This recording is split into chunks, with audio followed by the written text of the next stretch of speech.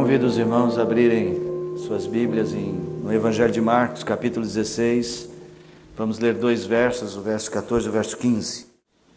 Jesus havia aparecido já algumas vezes, primeiro às mulheres, como Maria Madalena, Maria, mãe de Tiago, a Salomé.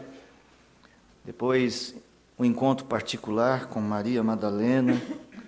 Havia aparecido já para dois outros discípulos no caminho de Emaús, e eles falaram que haviam encontrado com Jesus ressurreto para os apóstolos, mas os apóstolos, 11, não creram. Tiveram uma grande dificuldade para crer nesta palavra, nesta pregação, nesta mensagem, nesta boa nova. E então o texto de hoje fala do encontro de Jesus justamente com eles, começando com a palavra finalmente. Veja que Marcos está disposto a dar um destaque, ele está juntando todos estes encontros e todos esses momentos de incredulidade, ele está dizendo, agora sim, finalmente apareceu aos 11. Talvez se Jesus não tivesse aparecido aos 11, até hoje em termos, né? Eles não teriam crido. Finalmente apareceu Jesus aos 11, que é quando estavam à mesa. E censurou-lhes a incredulidade e dureza de coração, porque não deram crédito aos que o tinham visto já ressuscitado. E disse-lhes, ide por todo o mundo e pregai o Evangelho a toda criatura. Vamos orar mais uma vez. Nosso Pai, nós precisamos mesmo confiar no Senhor. Ter uma fé, ó Pai bendito, que nos faça vencer todas as barreiras. Vença a incredulidade do nosso coração e por quantas vezes nós temos, ó Deus eterno, perdido o olhar do alto e a perspectiva correta da vida. Assim, pois, na meditação desta noite, exerça poder sobre nós para nos guiar a Ti. Nós oramos no nome de Jesus. Amém. Meus irmãos, se formos admitir a realidade, nós temos uma mensagem muito difícil de ser pregada. O cristianismo é uma mensagem que só pode ser anunciada por gente que venceu a incredulidade. Porque se você parar para pensar, nós dizemos ao mundo que cremos num reino invisível. Que existe um rei invisível governando todas as coisas, sentado em um trono celestial. Que ele havia morrido e ressuscitou e foi aos céus. E tudo isso nós só cremos porque aqueles 11 homens anunciaram ao mundo. Se a gente for assim, levar em consideração as coisas desta forma, como foi que o cristianismo sobreviveu tanto tempo e tem tanta força? Porque esta mensagem só pode ser anunciada por gente que venceu a incredulidade. De fato, alguém só pode ser verdadeiramente cristão se tiver fé. O que está acontecendo nos dias de Marcos, quando ele escreve este evangelho, é que a igreja estava perdendo a força na fé. Os crentes talvez estivessem pensando, e agora? O que será desta vida? Como disse Pedro, o Senhor não retarda a promessa. Se Ele disse que virá, Ele não tardará. Inicialmente eles imaginavam, bom, Cristo disse que foi ao céu, então Ele vai voltar. Mas estava demorando. E agora, eu devo continuar trabalhando? Eu devo continuar pensando no futuro? Eu devo preparar meus filhos para quê? E as pressões da vida estavam aumentando. Naqueles dias em particular, eles estavam sendo perseguidos, então a coisa estava pior ainda. Não se tratava apenas de uma igreja que estava incerta quanto ao seu futuro, mas o seu presente estava sendo abalado. Então os evangelhos são escritos. E pelo que a gente vê no final do evangelho de Marcos, o conselho final de Marcos, é necessário crer, se queremos continuar, se queremos seguir. E o mundo está carente de uma igreja crente. Sabe, irmãos, nós temos em nosso tempo perdido a convicção da nossa mensagem. Nós falamos deste reino invisível. Nós falamos desta volta do Salvador. Nós falamos do nosso rei controlando todas as coisas. Mas muitas vezes não vivemos debaixo da mesma convicção. Nos desesperamos quando as coisas não saem do jeito que queremos. Achamos que tudo é ao acaso. E agora o que será de mim? Quem poderá me socorrer, né? Reclamamos, não vai dar certo. Se as coisas não saírem como nós planejamos, não saem como nós planejamos, aí pior ainda. Tentamos recorrer misticamente a Deus orem por mim. Quando eu sei que uma pessoa realmente confia no Senhor, é quando ela termina uma oração, ela vai trabalhar em prol do seu projeto. A pessoa fala assim, ora por mim, para eu arrumar um emprego, mas ele não manda currículo. Eu estou achando que ele não vai encontrar o emprego. Ele não crê que de fato a oração é algo que pode mesmo mudar a história de sua vida. Não no sentido de mudar a Deus, mas que faz parte das ferramentas que nós temos. Pedi, dar-se-vos-á. Nós cremos nisto. Quando a gente tem um problema muito grave diante de nós, por exemplo, uma doença que alguém disse, olha, o médico chega e fala assim, é difícil sair dessa. A gente pede oração e a gente fala assim, que Deus faça a sua vontade. E boa parte das vezes que a gente diz esse Deus faça a sua vontade é mais ou menos assim, eu não acredito muito que a vontade seja a cura. Nós podemos crer. E nós devemos crer. Num Deus vivo, que não há nada difícil para Ele. É esta fé que nos moverá a ser uma igreja realmente evangélica, que proclama a verdade. Porque, irmãos, nós cremos que este mundo não está à deriva. Nós cremos que Jesus Cristo está sentado no trono e controla tudo com a palavra do seu poder e que existe um propósito em tudo que acontece nesta vida, quer seja coisa boa, quer seja coisa má, e que Deus vai trazer glória ao seu nome e que um dia Cristo voltará. Nós cremos em todas as promessas que Ele nos fez e é isso que o mundo precisa, uma igreja crente, uma igreja que confronte o pecado, uma igreja que não fique tentando negociar com o mundo. Uma igreja que não tenha medo de dizer ao mundo, você está errado, e uma igreja que não tenha medo de dizer, é assim que se faz, e uma igreja que não tenha medo de fazer o que se deve fazer. Como o nosso país está precisando de uma igreja assim. Está precisando de gente assim em todos os lugares. Nas universidades, nos hospitais, na ciência, na política,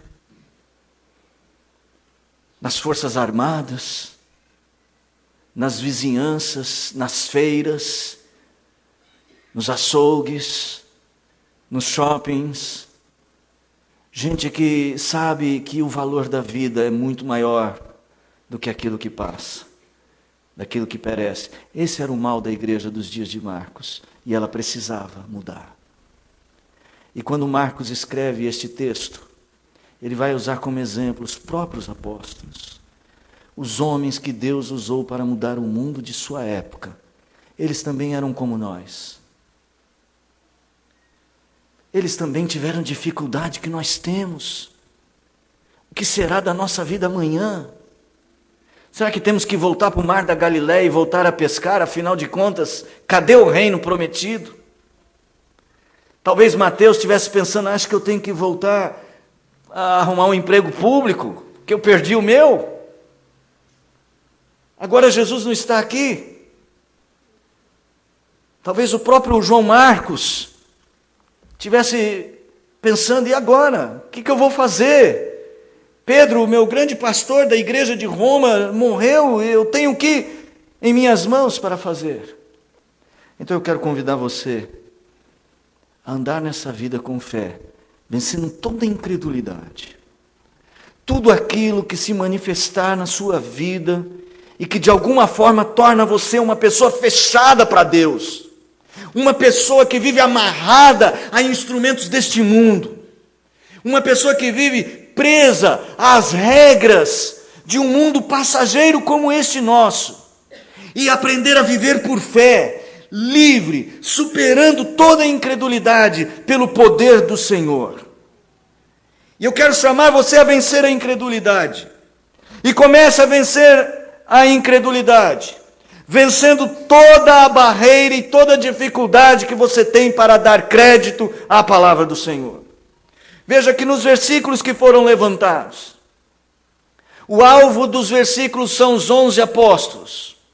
E o que havia acontecido nos versículos anteriores do capítulo 16. Várias pessoas disseram para eles: Jesus ressuscitou, eu vi. As mulheres, Maria Madalena, os homens do caminho de Emaús, eu vi. Eles haviam corrido até o sepulcro, eles viram o sepulcro vazio, mas eles não deram crédito. A palavra que Marcos usa é que Jesus censurou-lhes a incredulidade. O verbo censurar a incredulidade é mais do que simplesmente dizer: vocês estão errados. Censurar a incredulidade é confrontar com veemência a posição dos discípulos. Meu irmão, se você é uma pessoa que tem dificuldade para crer e para pôr em prática o que você ouve da palavra de Deus, você precisa ouvir a censura de Jesus à sua incredulidade. Pois aquele que ouve essas minhas palavras e não as pratica é semelhante a um homem insensato. O contrário disso é prudência, é sabedoria, porque aquele que ouve essas minhas palavras e as pratica, ele está construindo uma casa sobre a rocha. Mas é preciso confiar em Deus. É preciso dispor-se a ouvir Deus e falar: eu vou seguir. Ah, mas eu tenho que ter mais elementos para seguir. Não, fé não é ter todas as respostas, é confiar na resposta que Deus dá. É até mesmo confiar que Ele vai dar uma resposta, ou que Ele é a resposta. Jesus censurou-lhes a incredulidade. A incredulidade impedirá você de uma vida de fé. Lógico. Mas por que eram incrédulos? Porque eles que tinham andado com Jesus por 3 anos, visto todos os milagres. Até mesmo Pedro, que disse assim: para onde iremos nós? Só tu tens palavras de vida eterna. Viram Lázaro ressuscitar, a filha de Jairo, o filho da viúva de Naim. Viram a água se transformar em vinho. Foram eles que serviram cestos de pão multiplicados, que alimentou uma enorme multidão e sobraram cestos. Por que estavam incrédulos? Censurou-lhes a dureza de coração. Sabe quando é que a gente se torna resistente à palavra de Deus? Quando nós seguimos o nosso coração e não abrimos o coração para ser transformado pela palavra do Senhor. A expressão dureza de coração era uma expressão usada pelos profetas, como o profeta Jeremias. Só para adiantar o tempo, eu vou ler lá no capítulo 18, rapidamente, o verso 12, que diz assim: que Jeremias vem e prega para o povo e fala: olha, Deus está... Lembra a coisa do oleiro? Ele destrói o vaso e faz de novo. E Deus fala: vai lá, fala para o povo que eu vou fazer assim com eles e vou construir de novo, para eles se arrependerem. Sabe o que o povo responde para Jeremias? Não há esperança, porque andaremos consoante os nossos projetos, E cada um fará segundo a dureza do seu coração maligno. Quando você não ouviu Deus e seguiu os seus projetos, estava andando segundo a dureza do seu coração. Você tomou a estrada errada. Nós precisamos censurar a incredulidade. Sabe por que às vezes nós achamos que temos todas as respostas, nós sabemos para onde ir. Na nossa cabeça, nós somos as pessoas mais habilitadas para falar o que é certo. Mas há caminhos que para o homem parecem direito, mas o final é caminho de morte. Porque os vossos caminhos não são os meus caminhos, nem os vossos pensamentos os meus pensamentos. Porque assim como o céu se levanta acima da terra, assim são os meus pensamentos mais elevados que os vossos. O próprio profeta Jeremias, profetizando tempos novos, ele diz assim: naquele tempo chamarão a Jerusalém de trono do Senhor. Nela se reunirão todas as nações em nome do Senhor, e já não andarão segundo a dureza do seu coração maligno. Porque Deus pode vencer esta barreira, você pode vencer essa barreira, meu irmão. Eu sei que às vezes você vai para casa, você ouve a mensagem e você fica diante de uma encruzilhada. E aí, eu obedeço mesmo a Deus, mas será que não estou colocando em risco a minha vida? É porque se eu obedecer a Deus, talvez o meu projeto não saia do jeito que eu tinha planejado. Vença. Ah, mas é tão difícil decidir. Peça a Deus que vença a dureza do seu coração. Eu quero só abrir um parênteses aqui. Deixa eu falar sobre a nossa família e os nossos filhos. Às vezes a gente aconselha os nossos filhos sobre o caminho que deve andar. E nós não podemos esquecer que também os nossos filhos podem andar segundo a dureza do coração deles. Então eu quero fortemente te chamar a orar para que também seus filhos vençam a dureza do seu coração. O que mais para Marcos era importante mostrar? Mostrar aquela igreja que estava precisando voltar a crer. Para aquela igreja que estava precisando voltar ao entusiasmo da fé. O que mais Marcos tem? Uma coisa que me chama a atenção é que Jesus Cristo diz que eles não deram crédito aos que tinham visto ele ressuscitado. Ele chama a atenção deles, e para essas pessoas é que ele dá a maior tarefa de todas.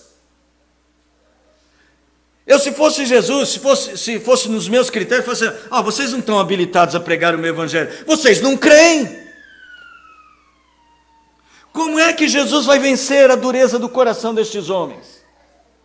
Pôr neles de castigo no banco? Não. Jesus vai ensiná-los na caminhada. Vencemos a incredulidade quando obedecemos por fé e saímos em caminhada. E disse-lhes: ide por todo o mundo e pregai o evangelho. Esses não eram os homens que estariam mais qualificados. Eles tinham um coração duro. Eles ainda estavam um pouco incrédulos, estavam meio incertos.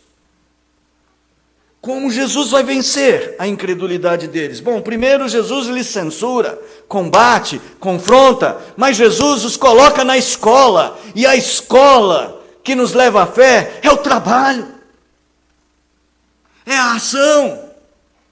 Fé, meu irmão, não é algo que se aprende teoricamente.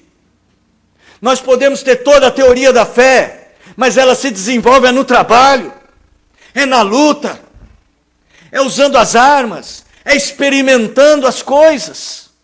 Você vai ver que os versos de número 16 e 17 vão falar sobre os sinais que vão acompanhando os que creem. Os que creem ao longo da jornada verão certos sinais. Certos sinais só se vê quando estamos na jornada. Aonde nós vamos chegar nesse evangelho que a igreja deveria entender o seguinte, que ela não pode parar. A igreja não pode parar. Quando você estaciona o seu carro na garagem da fé, você não está parado, você está regredindo. Você está perdendo. Você está se apequenando. João Marcos sabia muito bem, o escritor do Evangelho, o que significa isso. Porque houve um período em que ele abandonou o caminho, deixou o apóstolo Paulo, deixou a viagem missionária. Talvez isso tivesse muito a ver com o escritor deste Evangelho, que anuncia que a pregação do Evangelho acontece no meio de uma caminhada, indo, pregai o Evangelho, passando pelo mundo, ide por todo o mundo, pregando e preguem o Evangelho. É na luta do dia a dia que crescemos na fé. Você tem que transformar o seu culto a Deus, o seu momento de aprendizado, em um trabalho prático para o Senhor. E o seu grande desafio é amanhã, na escola. Tem prova, não tem? Deve ter. Tem que entregar trabalho. Ou então lá no serviço, tem que dar contas ao chefe de algum serviço que estava atrasado. Ou amanhã é dia em que o corte, o tesourão vai passar na empresa. Anunciaram isso a semana passada, e agora? Como é que eu vou enfrentar isso? É amanhã que você vai mostrar a sua fé. Para Tiago, o apóstolo, a fé sem obras é morta. No sentido de que uma fé desenvolvida não pode ser apenas teórica. Nós cremos que Jesus Cristo está conosco todos os dias. Nós cremos no que a irmã cantou, no que leu em Isaías, que Deus há de nos guardar com a sua destra fiel. Nós cremos que Ele é a nossa mais importante companhia. Então vamos adiante. Se queremos vencer a incredulidade, de andar incrédulos, porque quando a gente anda incrédulo, olha o que acontece, termina o culto, a gente vai andar, a gente vai para a jornada da vida. Aí no primeiro desafio, a gente esquece tudo que ouviu e vai aplicar as regras do mundo. Não, nós vivemos nesse mundo segundo os princípios do reino de Cristo. E aquilo que esse mundo apresentar que for diferente disso, para nós não serve. Nunca servirá. E se nós fazemos uso do que não serve, sinal de nossa incredulidade. Então, para vencer isso, pratique. Experimente. Experimente confiar no Senhor. Experimente ir andando por fé. Vencer a incredulidade é superar as barreiras com fé. E eu quero ir adiante, dizer que quando o foco da nossa visão for, de fato, o estabelecimento do reino de Cristo na nossa vida, e quando a nossa principal motivação da existência for, de fato, representar Cristo em tudo o que fazemos, e não importa onde estamos, então, quando for mais elevado dentro de nós, quando for mais importante para nós, os sermos usados para a construção desse reino, então já teremos aprendido um pouco como viver por fé. O que deveria acontecer com cada cristão é que todas as pessoas ao redor dele deveriam ter sobre ele uma opinião de que este homem vive realmente para um rei que eu não posso ver, mas posso ver nele. As pessoas podem ver Cristo em você? No seu modo de viver? Quando elas puderem definir você, ou precisarem definir você, o que elas vão ver primeiro? Talvez elas enxerguem a sua competência profissional, talvez elas enxerguem a sua capacidade intelectual, talvez elas olhem só para a sua força física ou para a sua aparência. Ou talvez olhem as coisas negativas. ele não é tão legal assim, ele não é muito bom de convivência. O que eles veem em nós? Eles são capazes de ver em nós um Cristo que nos governa, que nos dirige, que nos faz diferentes, que nos faz luz e não trevas. Quando nós aprendermos a viver assim, andando por todo este mundo assim, nós realmente teremos aprendido a viver por fé. E um pouco mais nesse versículo de número 14 eu queria ver com vocês, é que viver por fé não pode ser uma coisa concentrada em mim. Viver por fé, eu tenho muita fé que a minha vida vai dar certo, que todos os meus planos vão se concretizar, tal. A melhor maneira de viver por fé não é viver para os próprios interesses, mas é viver com amor. E o melhor amor a se expressar, que expressa a nossa fé, é o amor a Deus sobre todas as coisas, sem dúvida. Mas este amor expresso no nosso amor ao próximo. Por isso, ide e pregai, ide por todo mundo e pregai o evangelho a toda criatura. Sabe o que representa essa ordem para um judeu? Para os primeiros apóstolos, eles já não eram lá os mais crentes, porque eles duvidaram de todo mundo que lhes veio contar, de todo aquele que lhes veio contar a novidade da ressurreição de Jesus. Mas e tinha algo pior ainda.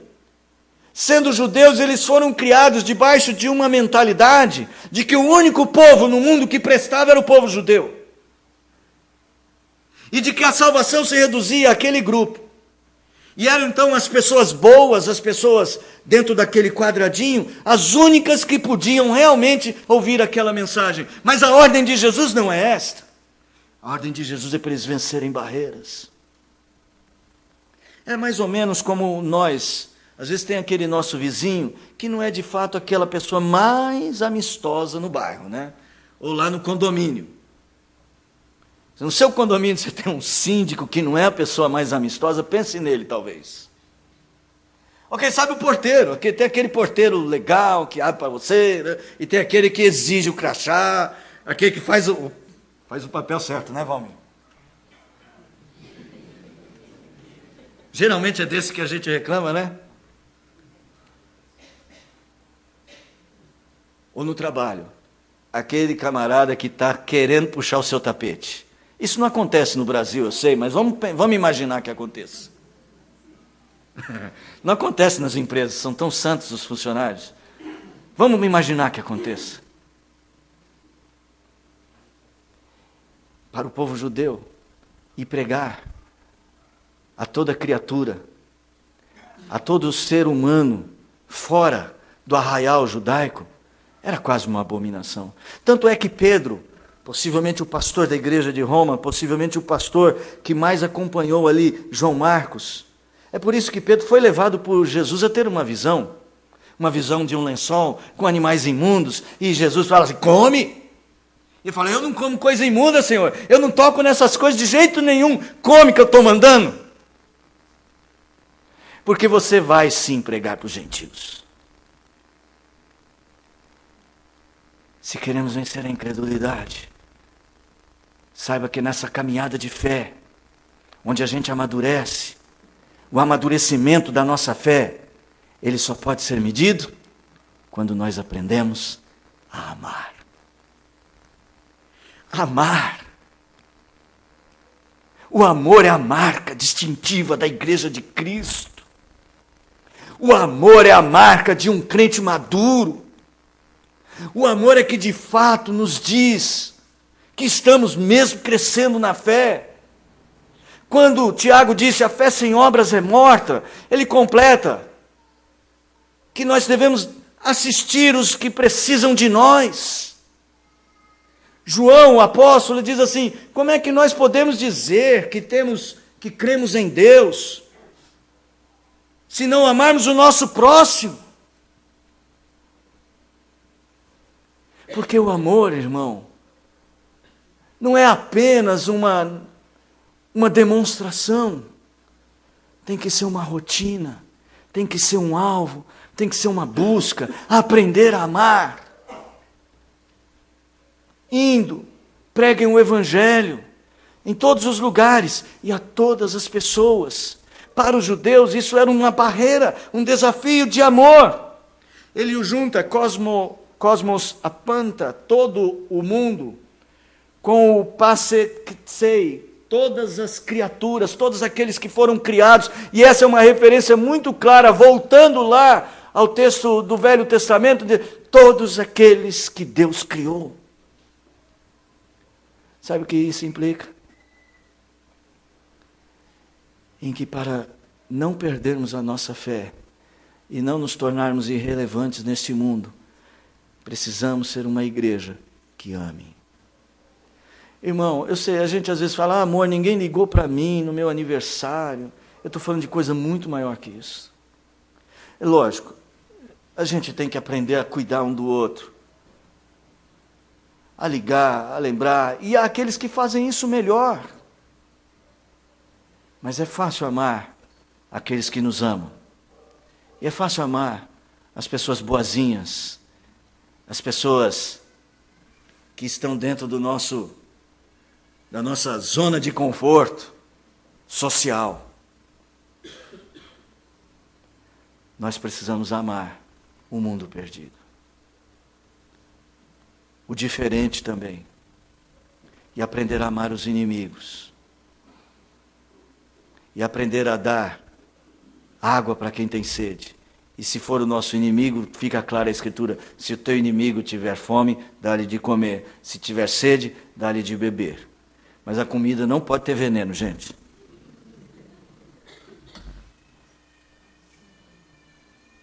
E nem podemos dar ácido para ele beber.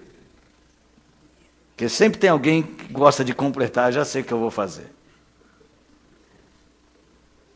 Nós temos que lutar contra a incredulidade. E lutamos contra a incredulidade. 3 lições. Quando aprendemos a lutar contra o nosso coração endurecido, incapaz de ouvir a palavra e praticá-la. Aprendemos a lutar fazendo a obra, indo ao mundo, na prática, aplicando, testando e esperando de Deus os sinais enquanto trabalhamos. E lutamos contra a incredulidade. E sabemos que estamos vencendo, quando principalmente a nossa fé nos leva a amar. Então eu quero agora fazer uma conclusão rápida, simples, e pedir a você que aplique isso ao seu coração. Pergunte a você mesmo. Quando eu ouço a palavra e ela me aponta um caminho, eu estou pronto a segui-la ou não?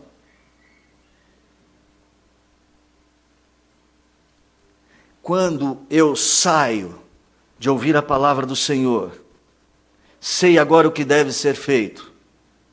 Eu estou pronto a testar a minha fé, usando as regras de Deus no dia a dia, sim ou não? E a principal pergunta de hoje.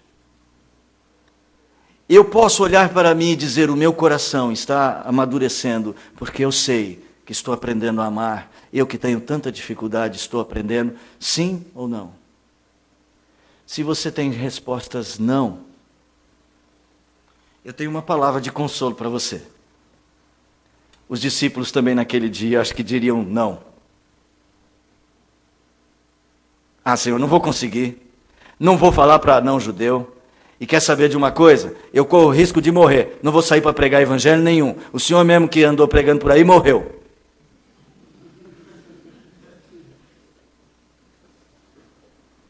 Talvez eles dissessem não.